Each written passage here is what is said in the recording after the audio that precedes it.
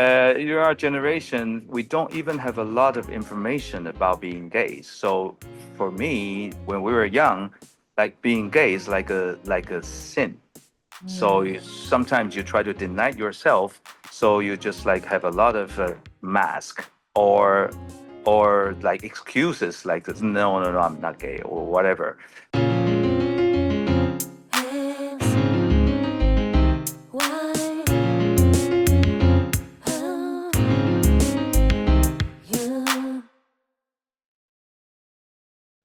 Hi, everyone. Hi, everyone. Happy Pride Month. Happy Pride Month. Welcome back. We have Yes. a very special guest today. And welcome. His name is Ben. I call him Uncle Ben. Uncle Ben, is that okay that I call you Uncle Ben? Yeah, I'm okay because I think there is a movie called Uncle Something. Is that like a Hangover? Maybe? Maybe. Uncle Ben's Is that right. in Hangover? Well, There is yeah, an there's the Asian guy Uncle who is Ben's called right. Icon Something. What is I, it? in the movie Hangover, is there an Asian guy whose name is Uncle Something? Maybe? I don't know. Maybe. We'll have to look into it. But Okay. but when we were considering like hosts, Elise right away said, "Oh, we have to interview Uncle Ben." And so to me, you've always been Uncle Ben. Yeah, because I'm Ely's uncle. So I hope that that's okay, because even if you tell me that I have, well, first of all, I'm Asian, so I always have to have the uncle or aunt or whatnot prior to the name, right? So Yeah, I have to say uncle. So I hope that you're okay with that, and you're okay with that. Are you? I'm totally fine. Okay, perfect. So as we start, before we start just hammering you with a whole lot of questions, firstly, because of our podcast, what gener, as in generation, and then Asian, as in Asian ethnicity, are you? What generation are you? Generation. I was born in 1966. I know I don't look like, but yeah. That So makes you that's my generation. generation. So that makes you Generation X. X. I actually don't know because I was born and bred in Taiwan, so I don't have this like I don't know how do you like classify this generation X or whatever. But so it's probably not in my vocabulary. That's Okay. But okay. you can just like call me whatever generation. That is my generation. 1966. Perfect. So I think it is Great. Generation Yeah, X. yeah, because I'm also 1966. Oh, perfect. So we are the same generation. Are you? Yes, I'm also 1966. Oh wow! I was proud of how I look, but now when I see you,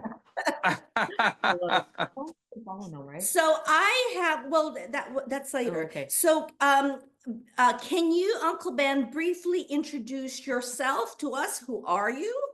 Let the rest of the world know who is Uncle Ben. oh, I'm obviously I'm Ely's uncle. Ely's father is my brother, and I live in Taiwan. I always live in Taiwan, but my family, my parents, my brother, who is Ely's father, they moved to the States for at least 40 or 50 years. But I've never moved to the States myself. I always live in Taiwan. So so that's the differences between me and my family. I'm the one who's always living here. So this is me. I live in Taiwan. I'm Ben. I am a singer. I'm a pilot. My job now is flying for China Airlines, which is the Taiwanese flag airlines, which is not Air China. You know, China Airlines is not Air China. So it's a bit confusing. But anyway, I'm from Taiwan and I'm a pilot and I'm a singer too. So that's me. So were you a pilot and then Yeah. a singer, or a singer that became a pilot? Well, I was a singer when I was really young. When I was in the university student, and I start like singing around in the restaurant with my guitar to earn my tuitions. So that's where I was, and then I start having this information that well maybe I can become a pilot. Then I just go to interview with this airlines, and they hired me. Then I became a pilot. Then since then, 30 years from now.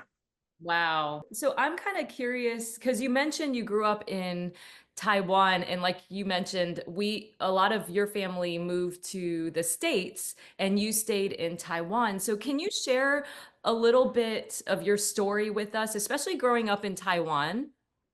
Yeah, because during my era, Taiwan always has this problem with China. So in my generation, all the male has to be in the army service for 2 years or 3 years. Before that, before you finish your army service, you cannot leave the country. So in my generation was like that, but now it's totally changed. Now it's not like that. But in my generation, I couldn't leave the country. So that's why my parents, they moved to the States just to, well, in the 80s and the 70s, Taiwan is really a poor country. So my parents, they moved to the States just for work. They want to like achieve the American dreams to raise the kids. They want to give us a better life. So that's why they went there. So they went there, they earn money. Then afterwards, my brothers and sisters start going to the United States together, follow their pace. But I was the one, I'm the youngest. So I was the one stay in Taiwan. And while Taiwan start blooming, and then I feel like I don't have the needs to go to the States. So eventually, I'm the only one who didn't never leave Taiwan, actually. So I'm the only one. So my brothers and sister, and parents, they all went to the States, and just like that's why Ely grew up there. So Yeah. then I was the only one always like in Taiwan. That's the Wow. back. Wow. Yeah. That's so interesting. Was that, how did that impact you? Because you were the only one who stayed I mean, with three other siblings and your parents moving to the United States from, I mean, it's not just a couple hours away. You can't go visit them that often, I guess. And how did that impact you? Well, when I was Oh, young, can I ask Uncle Ben, how old were you when everybody left to come to America? oh, my parents left us when I was in the sixth grade.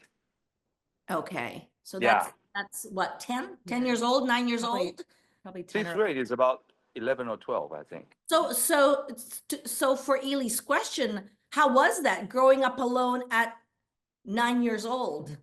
Well, of course, it's hard. It's not easy, but I did have my sisters and brother, my siblings were with me, and I had a grandma there, which is my dad's mother. She was taking care of us, so I didn't feel too much difference. But the hardest part is after my grandma passed away. After my grandma passed away, then the life gets harder because it eventually is only my me and my brothers and sister. Wow. But luckily, I mean, my whole life is pretty lucky. I met a family who were willing to take care of me, and then eventually this family took care of me since then till now. So Wow. they are still very close to me now. Wow. That's Yeah. really great. That's So really nice. that's a special story for me. Yeah. Yeah. So you kind of have two families in one. Yes, yes. And also in all the when I grow up, I have my teacher, like my high school teacher. She's still in contact with me, and we're still very good friends. And she took care of me very well. So I'm very lucky in the whole most of my life. So all these things, I'm grateful. Yeah, that's so nice. That's so nice. Yeah. Can you share a favorite memory growing up? Favorite memory? Yeah. Well, I feel like all the memory that uh I can't think of my favorite memory. Or Actually, one of your I Well, I guess it would have to be your grandma because you said that your oh grandmother, yeah, if you want to talk about my grandma, I was just like nonstop stories and keep crying. So I guess we should skip that. Oh, Okay. that's beautiful though. So you have a lot of fond memories growing up though, childhood. Yeah, with grandma. Oh, that's so nice. Yeah, I wish I could have had a chance to meet her. I hear yeah, I only hear the best things from about her. yeah. You want to ask about the music? Yeah. So, Uncle Ben, when Ely told me about you, and I went into Facebook, the last post, or the most recent post you had, was when you were playing your guitar. Yeah, So yeah. can you tell me a little bit more about that? And I know that you said that you had been playing. I mean, you must be absolutely excellent, because to put yourself through school as a musician, you must you must have had a large following. So can you tell us a little bit about your music, since it is a way of life for you, and then now, because you're a pilot, then the passion continued. Tell us about that. Well, music in me is just like is in my blood. I always loved music since I was young. I think Ely loved music too. I remember you loved music since you were young too. But anyway, the I start this playing music and singing when I was in like high school student, and also I did that as in a university for my tuition. I sing alone in the restaurant with my guitar to earn some money because my parents are not here. So I also have extra incomes for my life, so I can travel around. But the music, even after I become a pilot, I still never forget about music. So during the past few years, because of the pandemic, and for being a pilot, you know how difficult it is, especially in Asia. I mean, in Europe and America, it's not as bad because in Asia, the quarantine is very strict, especially in Taiwan. And as a pilot, you wherever you fly abroad to the United States, to Europe, doesn't matter where, you have to be quarantined inside the hotel. Even that country doesn't require you to quarantine, but Taiwan, they force us to be quarantined outside of Taiwan in whichever country that we flew to. So other than that, when we fly back to Taiwan, we have to be quarantined again for another week, even when we fly back to Taiwan. So basically, in a nutshell, it's like 1 year, the whole year, I have to be quarantined for more than 200 days. I Wow. will be in the hotel quarantined 200 days. So eventually, I was thinking, this is gonna get me crazy. So I brought my guitar with me. I start singing in the toilet. Well, singing in the toilet is because the toilet has this Good like acoustics. natural, yeah, acoustic, natural reverb there. So you hear, I'm sure everybody has this experience singing in the toilet or bathroom, right? Or the stairwell. That's what I noticed in YouTube whenever I hear other musicians. If it's not in a bathroom, it's in a stairwell. Yes, yes, yes. So, but the thing is, when you got quarantined, you cannot go to other Correct. place than your own room. So the toilet is the best place. And I brought the song book that I wrote like literally like 30 years ago from my singing career. I brought my guitar, then I start singing and singing.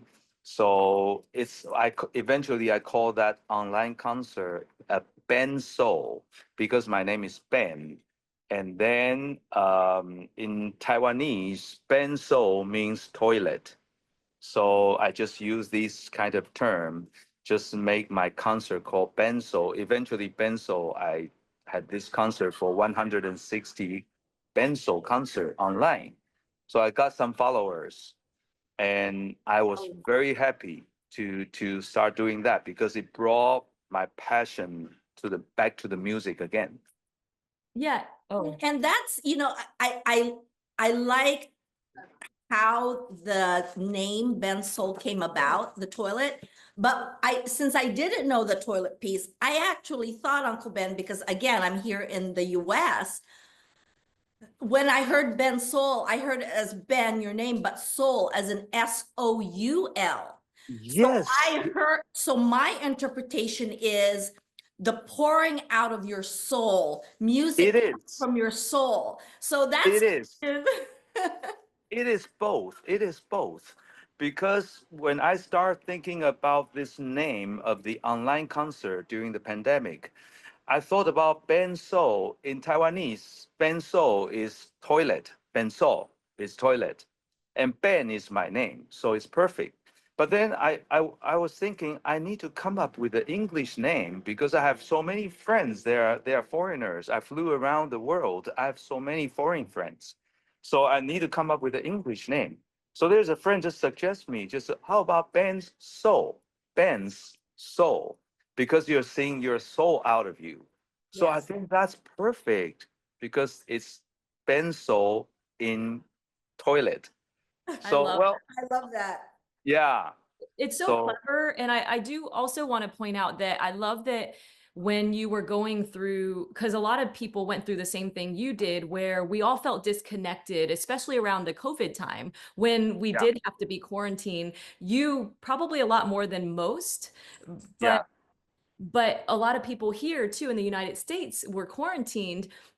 And so it was lonely, it was sad, but you took action to get out of that and to connect with people intentionally. So I love that you thought of a way to do that, because it was really and sometimes still it's hard when we feel disconnected, and maybe we don't think to do something. But I love that you came up with that thought, like, how can I connect How can I back with connect? people? How can I make being quarantined not as confining, Yeah. you know?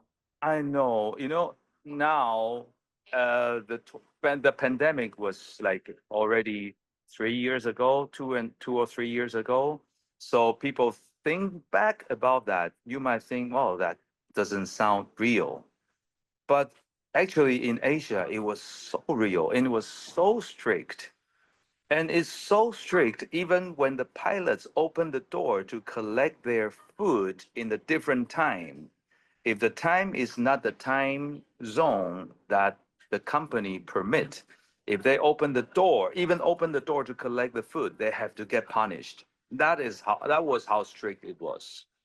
So during that time, because I didn't really think too much, all I did is just that I was too sad. I was too upset. I don't know what to do. All I can do is just I release myself with my music.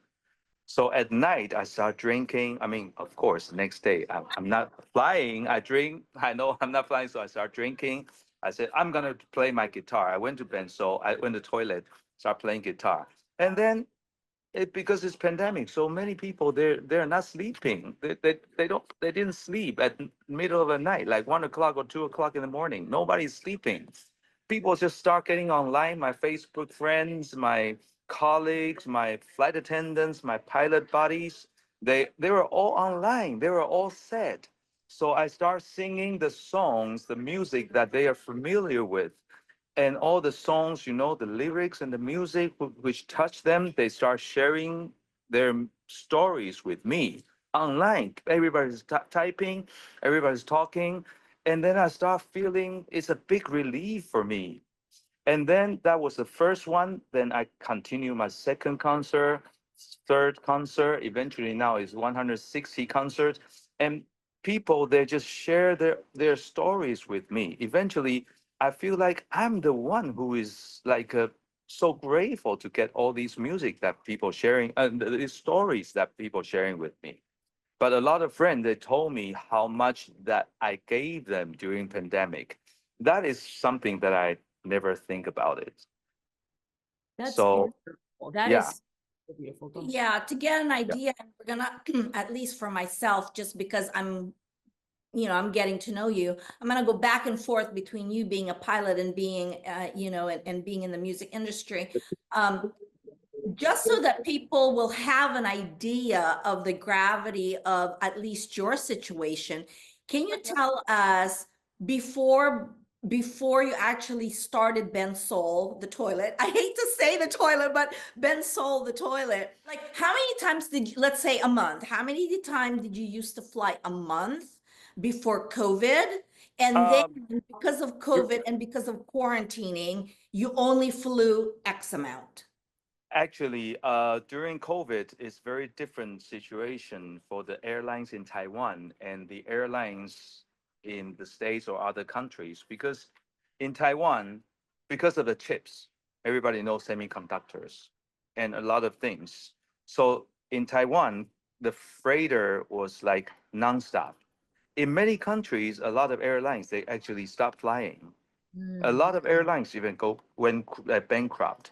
But for in Taiwan, we kept flying cargoes in and out from China, Taiwan to the world to United States, everywhere. So actually, during the pandemic, my airlines earned so much money, even like historically, like a profit than ever because they fly cargoes. Because everywhere needs cargoes, but many airlines they stop flying anymore.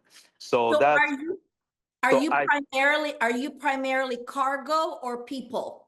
No, I'm flying the revenue passenger flights, but during the pandemic, nobody can fly. So eventually, my company found a way out to fly cargos, and which is just like they were very successful on that because many company they cannot fly the same route. It's very technical things, but eventually, the airlines in Taiwan they earn so much money during that period of time. That means that pilot didn't stop flying. Gotcha. Yeah, the key point here is that pilot didn't stop flying then. So people might think, oh, a lot of airlines they stop flying, but no, not my airlines. I didn't stop flying, so that means I didn't stop being quarantined. That's why like I said, like 1 year, I probably has to be quarantined in the hotel for more than 200 days. So I brought my guitar and singing in the toilet almost everywhere, all over the world, in Europe, in the States, in all the toilets in the hotels. So right before my pilot question, you were Yeah. talking about performing all over and getting comments and feedback from so many people globally. Is there a particular comment or connection that maybe really inspired you that you wanted like that you remember the most that you went, oh my gosh, this is just Oh, so fantastic? yeah. Of course, there are actually many. There are many stories. But I can give you an example. It's like at the beginning, I was thinking it's only me, myself, to relieve my anxious. But eventually, after I sang all these music, because during these more than 100 online concert, I sang almost more than 1,000 songs. And all those songs are from my era. And because I used to sing for living, so I did know many songs. That's all in my data, in my brains. So I sang all those songs from the 60s, 70s, 80s, 90s, and 2000, or even now. So many people they start listening to my music, they get touched. So there was a story is one of my friends. The friend is my generation, of course, but her mother got dementia. So her mother is actually sometimes get paranoid, sometimes get unhappy, a lot of things, emotion. So eventually she was thinking, oh, maybe her mother can just just can listen to my benzo and watch me singing. And when she told me that, oh, my mother is going to watch you singing that, then I specifically chose a song in her mother's era. So when I sang that song, her mother was smiling. Her mother was singing, singing along with me. Then she was amazed how this can happen, how music can touch people right there. So this is one of the story that I can't forget. So That's eventually I was thinking, well, it's not just about me relieve Mhm. my anxious. It's actually I brought some happiness to some people. that's Then beautiful. Yeah, that then I I feel that yeah. no, go ahead, please. No, then I feel like, well, it's actually all worthy. That's why I kept singing and singing and singing till now. Even if now it's no pandemic, I still sing sometimes. Now I don't just sing in the toilet. Sometimes I sing in the small bars or something. I still have some follower. They will come and listen to my singing and share their stories. Well, That's Uncle Ben, I listen. I'm one of your new fans. And thankfully, Facebook translates it for me, so I can actually like it for more than just your music, but also what you write, because you always say something about what you sing. Yeah, yeah, And I'm yeah. also like, I just want to acknowledge you, take the time to acknowledge you because you started from listening to your story. You started because you were just going through some tough times, right? Like so Mhm. many others. And then you probably keep going. It sounds like you keep going for others because you realize that it has an impact on other people and you've connected not only with yourself but with other people and you're helping them now. Yeah, I at the beginning I really didn't feel like that. I'm not thinking that I'm helping anyone, but eventually I feel that, well, actually I helped someone, then that kept me going. And That's it's Yeah. and for everybody that's watching out there, I think it's a beautiful, beautiful story of perseverance during tough times. So for those folks that are not are in kind of a darker hole, there's always light at the end, just as long as they persevere and maybe through certain creative outlets, whether it's singing or whatever it is that you are skilled or talented at. And sometimes it's even like you said, Uncle Ben, you didn't even think that it would really be anything. It was just a way for you to kind of, take care of the anxiety and kind of the depression that you were feeling. So very, very wonderful. It was a wonderful story. Thank you. it's inspiring. Well, thank you. Thank you for like listening. Of course, of course. Yeah. So we are in Pride Month, as you know, and Yes. I'm kind of curious about your kind of switching gears a little bit about your experience, your coming out experience, and maybe what it was like growing up in the generation with your identity. Especially there in Taiwan. Yeah. Oh, yeah, of course. Ellen, you are my generation. So, during our generation, it's not as easy. In our generation, we don't even have a lot of information about being gay. So for me, when we were young, like being gay is like a sin. So Mm. sometimes you try to deny yourself. So you just like have a lot of mask or like excuses like this, no, no, no, I'm not gay or whatever. But especially in Asia, we don't have a lot of information about that. So yeah, I have a lot of experience that I deny myself and just like not telling people the truth. Eventually, after I start traveling, I start see the world, and I start growing older. I start thinking, well, I can only live once. If I don't face myself, if I don't be true to myself, and I will probably regret when I got old. So I start introduce my family about the people who I'm dating. I start, coming out for my generation is just not that easy to speak up. You know, the expression for different generation, there are different ways of different generation to express their feeling. But for our generation, it's more difficult. So we just like I just start showing them my boyfriends, my dating. Then eventually, now in Taiwan, it's very open, so it's much easier. But anyway, for me, I'm thinking I'm already during this age. Bye bye, bye bye. I cannot hide anymore. I cannot hide anymore. So I'm just happily live myself. And luckily, Taiwan is the first legally gay marriage country in Asia. It's very so. I'm lucky to live here. Uncle Ben, Yeah, who did you said they, who yeah. did you come out to first in your family?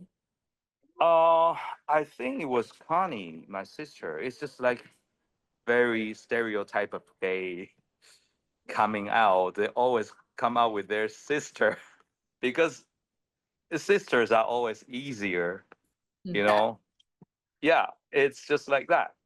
And then I came out to my this God family, like Ely knows. It's just the family that I grew up with instead of my mom. And but my mom, I actually always show her who I was dating.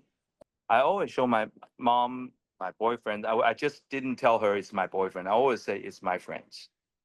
So that's the way. So it's a little bit ambiguous, but you know, mom always knows. Yes. Yeah. That's okay. So then you Yeah. mentioned the first Asian country. Well, you mentioned Taiwan is very open now because I think in 2019, right, it became the Yes. first Asian country to legalize same-sex marriage. And Yeah. did that impact you? Did that help? Yeah, how did that impact you? Oh well. As soon as we like get this legal, then I got married with my husband. Nice. So yeah. So impact. That's the impact on me. We just do it right away. Yeah. Congratulations. Yeah. Yeah. And my mom went to our wedding. Yes, that's beautiful. Yeah. So and here is Pablo. Uh, Hello, finish it. Yeah. congratulations. We're Yeah. we're just talking about the marriage part with back Yeah. Yeah. in Yeah. 2019 when the Oh, yes. In Taiwan was, Taiwan, yeah, first Asian country to legalize same-sex marriage. yes. Yes. Yeah. Yeah. Now it's also Thailand, so they just legalized Thailand is the second the second country. one. Yeah. Yeah, but Taiwan will always be the first. Yes. Yes, exactly. Well, Yeah. that must have been very freeing for you. Yeah. Do you, For So, us, yeah, well, Yeah. change. Yeah. Yeah.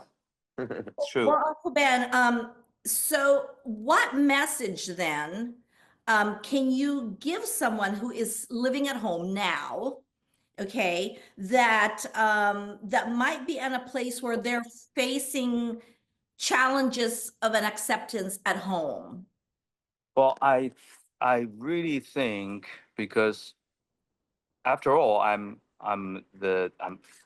grow up here in Asia, and then I think everybody has their own different backgrounds, so they have different difficulties to face these coming out things. They have their own stories. So don't force yourself to come out or something. I mean, everybody say, "Oh, just be yourself, do whatever," but don't force it. You still have to come out when you feel you're comfortable. But you need to have some kick. You just like still just like a lot of people in Taiwan, they still very very conservative, even though this society seems like open, but actually a lot of families are conservative. So a lot of people, they don't dare to talk to their parents. But sometimes they think their parents won't accept it. But actually, it's not their parents won't accept it. It's like you don't try to educate your parents too. Sometimes the parents, they just don't grow up with this kind of concept.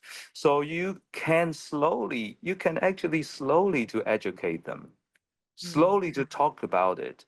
And maybe at the beginning, it's a big impact. But after all, they slowly and slowly learn it's not a, not a bad thing. It's not like a crime. So because of love to the kids, eventually I think they will know, they will start to learn, and it will be this gay word will start being stored in their dictionaries. Mm. So I think you need to start do something, but don't force yourself if you're not ready. Okay, that's great advice. Yeah. Where are you now, Uncle Ben, with your in regards to your identity during this time? What do you mean? Where, Identity? so do you feel like you are very open with your identity and your sexuality? Yeah, I'm very open. You see, those are all my friends down back there. Yeah, And actually, we're He's about very- to finish. We have to. He's very open now. Yeah. He That's wasn't great. before. Yeah. Now he Oh, is. I love that. I love that y'all are Yeah. so open now. And Yeah. last question. Well, before that, Bye bye. Bye bye. Bye bye. Uncle Ben, you said Yes. you're in Taiwan, but you're all over the world. Is there any place that Sorry. is there any Yeah. place that maybe you don't feel as comfortable being out in the open as you are, at home? Is there any place that you go to fly into because of your work, or culturally that you feel as if, oh, I cannot be as myself as I am? Yeah, of course. I used to fly to Arabic countries. They are not as open, but I respect them. I mean, and I don't try to challenge those things That's because great. after all, I don't live there. Yes. Right. And one last question. Sorry, my friends are leaving. The Okay, party perfect. is going. How can people, Yeah. real quick, how can people follow you and your journey? See you. See you. See you. Thanks. Yeah, this is Mike. Hi, ni hao, ni He's hao. from Hong Well- Kong. He lives in London now. Oh, nice He's to just meet one of you. the biggest sound men in the Chinese concert Wow, field. it's a He worked pleasure. for Jackie Chan, for Wang Liho. Yeah. 1 hour. Yeah. We need to. Or Okay. if you want to do things, we can continue after an hour or When something. we go Yes. back. Yeah, Okay. maybe I should say goodbye to everyone. Yes, goodbye. Yes. Yeah, say So we'll put a link on how people can follow you, and we'll talk to you soon. What's that? Just in Ben Liao Facebook. Okay, Facebook Ben Liao. Okay, thank you Yeah. so much. so Take much, care. Uncle Ben. All Okay, right. Uncle Ben. Bye. Hello, everybody. Hi. Thank you for joining us. See you on the next episode. Bye. Bye.